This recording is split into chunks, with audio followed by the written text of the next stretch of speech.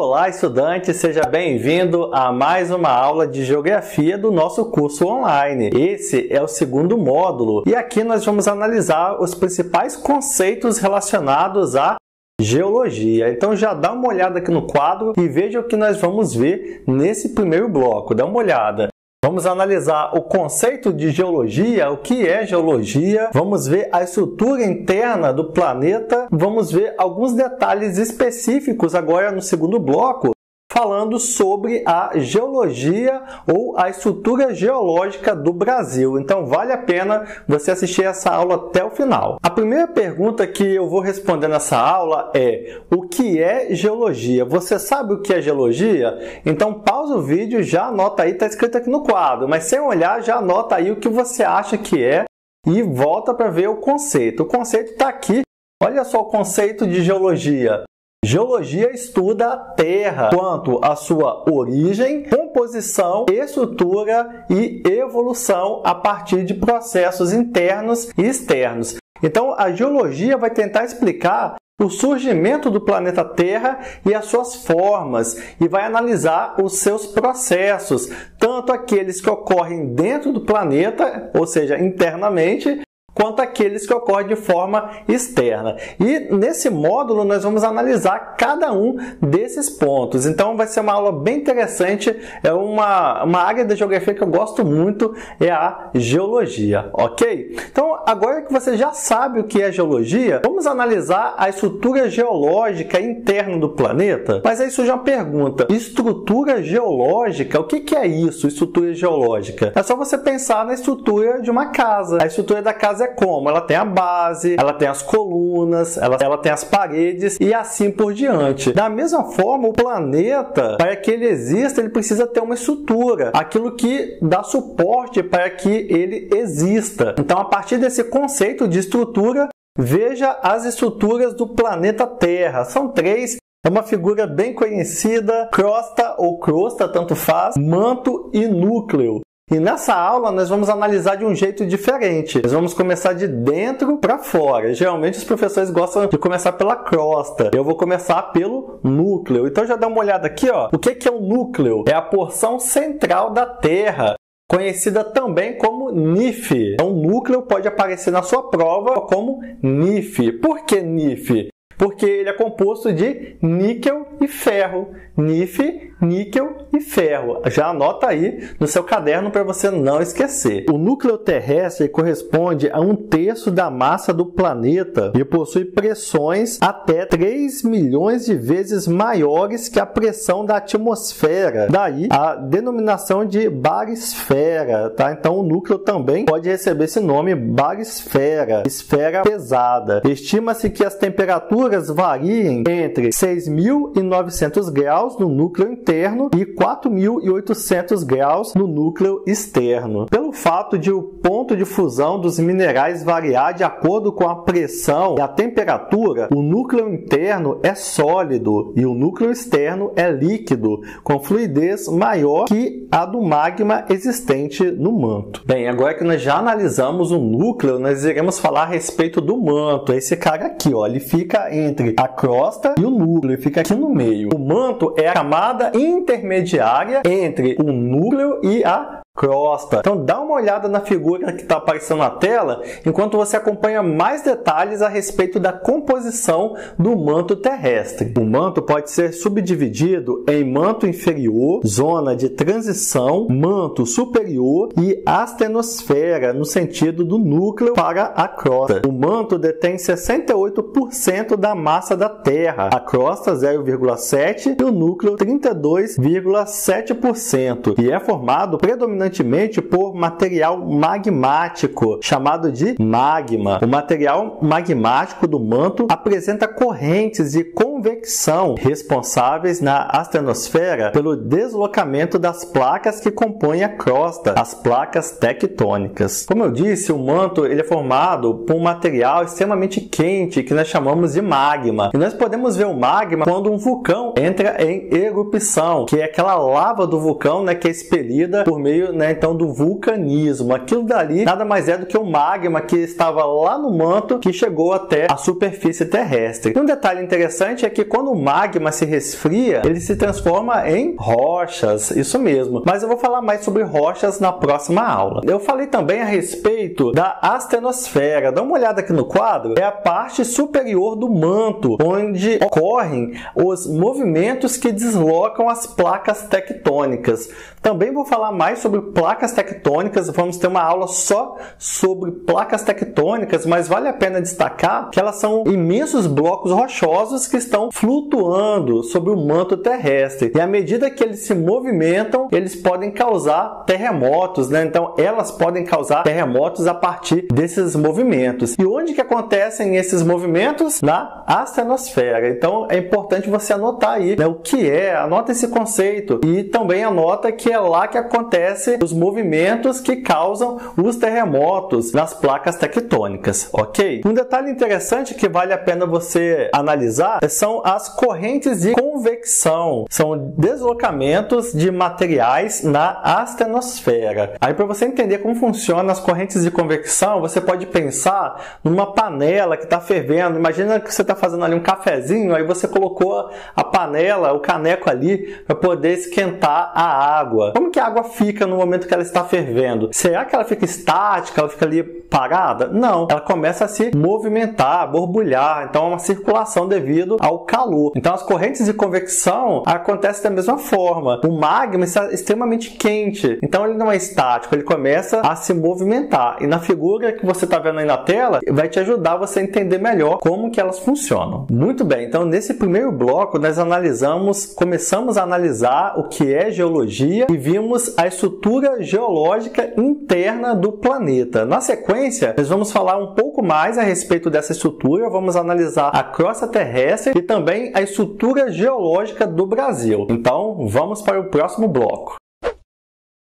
Agora nós vamos falar a respeito da crosta terrestre, que é a área mais externa do planeta Terra. Dá uma olhada aqui no quadro, no conceito. Crosta é a camada mais externa do planeta, a camada sólida, ela é rochosa. O interessante é que a crosta terrestre, ela se divide em duas. Existe a crosta continental e a crosta oceânica. Então, como o próprio nome já diz, a crosta continental é aquela que ocorre no continente. É a mais antiga, com diversos tipos rochosos, e a sua espessura pode chegar a 100 km.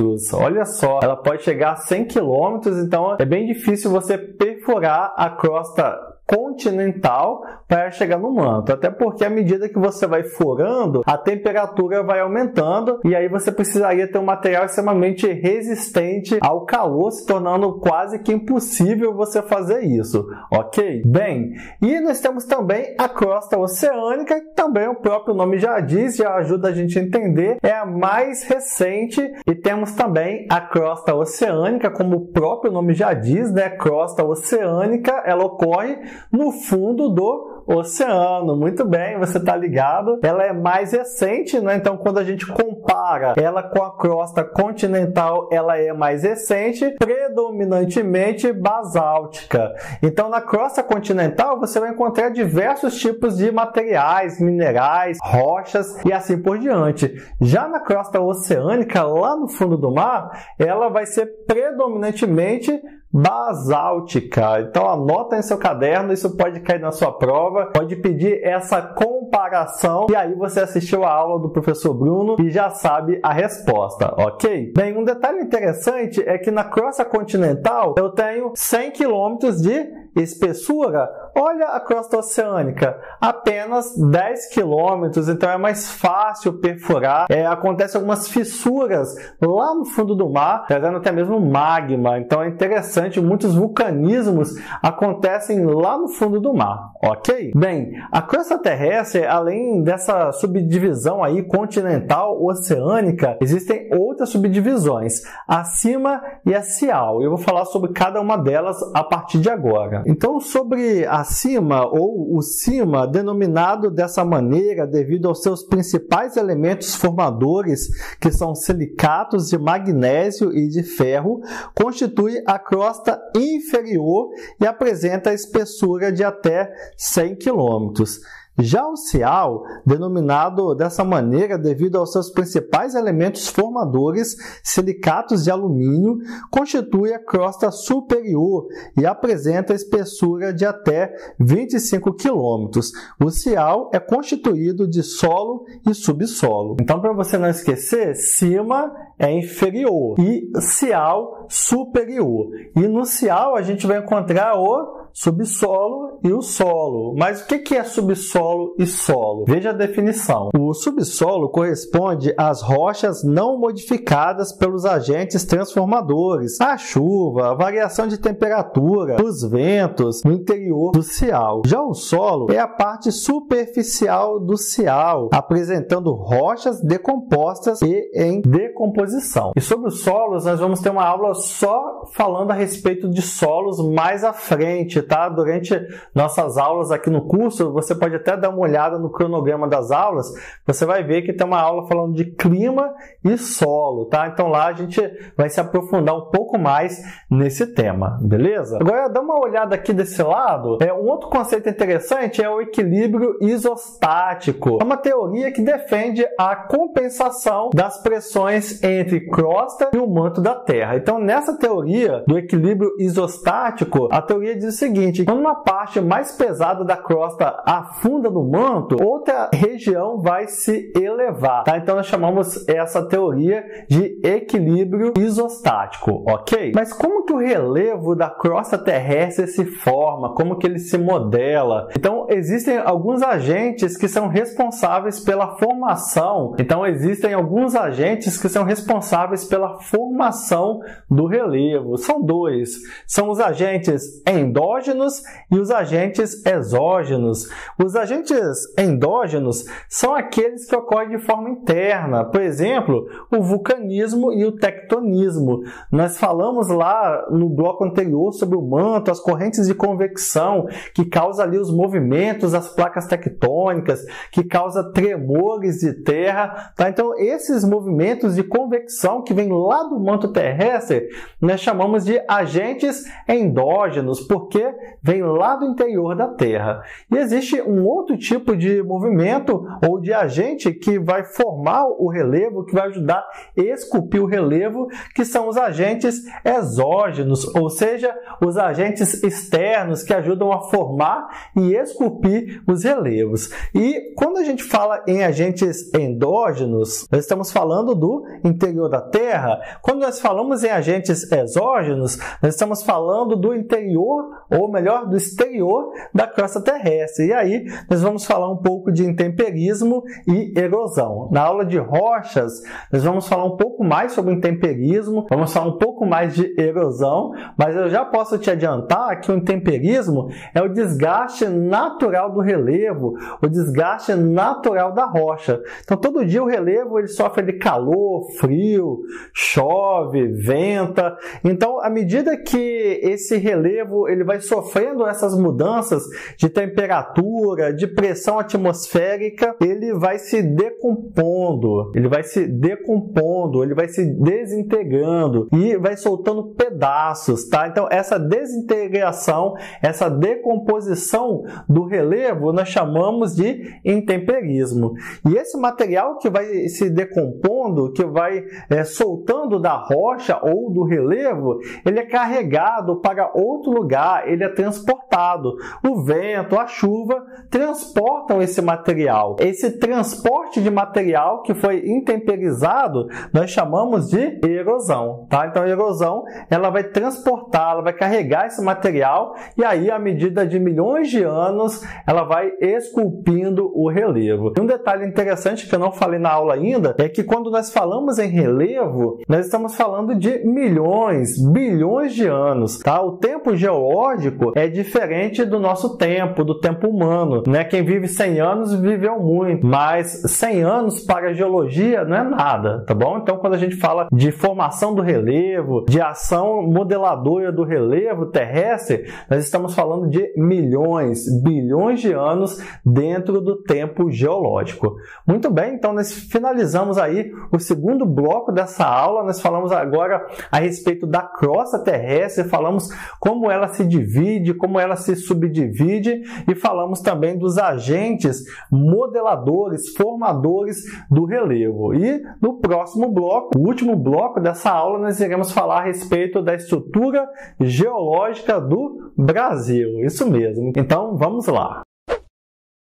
Chegamos ao último bloco desta aula sobre estruturas geológicas. Nós já falamos sobre a estrutura geológica do planeta Terra e agora nós vamos analisar o Brasil. Como é a estrutura geológica do Brasil?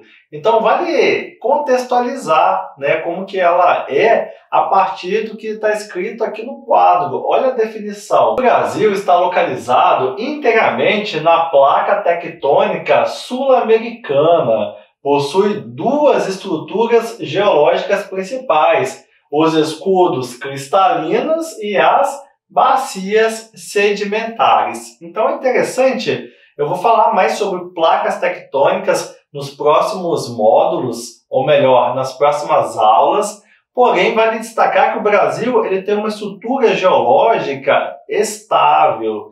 O Brasil está no centro de uma placa tectônica que impede que ocorra um forte terremoto no Brasil, como aqueles que acontecem, por exemplo, lá no Japão. O Japão está numa área de intensa atividade sísmica, que é o Círculo de Fogo do Pacífico, onde há o encontro de 4 placas tectônicas, o território japonês. Já o Brasil está no centro da placa tectônica. Pode acontecer terremotos? Pode, mas não um forte tremor na escala Richter de 7, de 8 graus. São tremores mais fracos, tá? Que pode causar alguma destruição, mas não é tão forte quanto lá no Japão, beleza? Ficou bem explicado esse ponto, não é mesmo? Bem, então a partir dessa estrutura geológica, nós temos um relevo mais antigo, um relevo que foi desgastado ao longo do tempo devido à erosão e ao intemperismo. Por isso nós temos esses dois tipos de relevo em nossa estrutura, que são os escudos cristalinos desse lado e desse lado de cá as bacias sedimentares. Mas o que são escudos cristalinos? Veja a definição aqui no quadro. Escudos cristalinos são rochas ígneas e metamórficas expostas e com relevo brando, resultante do desgaste das rochas. Então, eu vou falar também a respeito da formação das rochas. Se eu não me engano, na próxima aula nós vamos falar sobre formação de rochas. As rochas ígneas são aquelas que foram formadas a partir do resfriamento do magma, tá? Ígnea vem de fogo. Então, quando o magma se resfria, a lava do vulcão, ela se resfria, ela forma um tipo de rocha, que são as rochas ígneas. Mais à frente, durante as aulas, eu vou falar mais sobre a formação das rochas, ok? Além das rochas ígneas, nós temos as rochas metamórficas, que são rochas ígneas que se transformaram devido a mudanças de temperatura e mudanças de pressão atmosférica, tá? Então, os escudos cristalinos são esses. Mas aí a pergunta, quais são os principais escudos cristalinos do Brasil? Onde eles estão localizados? Então, vai aparecer o mapa aí na tela e você vai ver onde eles ocorrem. Os escudos compreendem os primeiros núcleos de rochas emersas surgidos desde o início da formação da crosta terrestre e cobrem cerca de 35% do território brasileiro. O escudo das Guianas abrange as Guianas, parte da Venezuela e do Brasil, como você está vendo aí no mapa.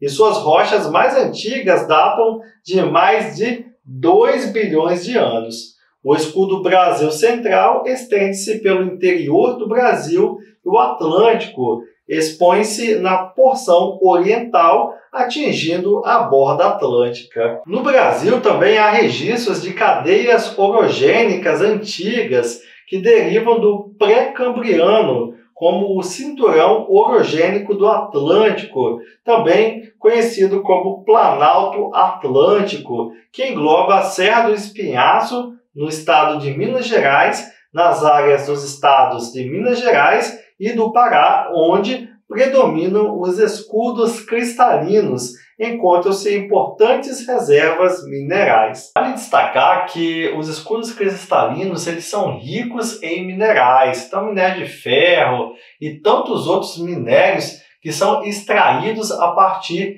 da exploração econômica desses escudos. Bem, além dos escudos cristalinos, eu falei a respeito das bacias sedimentares. Então, o que são bacias sedimentares? São áreas deprimidas, ou seja, áreas mais baixas do relevo e preenchidas por material sedimentar trazido pela erosão. Então, no bloco anterior, eu falei sobre intemperismo e erosão. Então, a erosão é o transporte de um material que desgastou de uma rocha, de outro relevo. Tá? E esse material ele vai sendo depositado em áreas mais baixas. Então, essa deposição em áreas mais baixas formam, então, as bacias sedimentares. E aí, a pergunta, quais são as principais bacias sedimentares do Brasil? No Brasil, elas possuem considerável extensão, cerca de 5,5 milhões de quilômetros quadrados. Os sedimentos acumulam-se em depressões formadas pela subsidência, movimento de deslocamento de porção da crosta terrestre para baixo. Os sedimentos são soterrados e transformados em rochas sedimentares. A subsidência é controlada pelos mecanismos tectônicos. As bacias sedimentares do Paraná, Amazonas e Parnaíba constituem as 3 maiores bacias sedimentares brasileiras, conforme você está vendo aí no mapa. Algumas dessas bacias tiveram origem na era paleozoica, entre 545 e 248 milhões de anos, e outras são mais recentes, formadas na era cenozoica, há cerca de 65 milhões de anos para cá.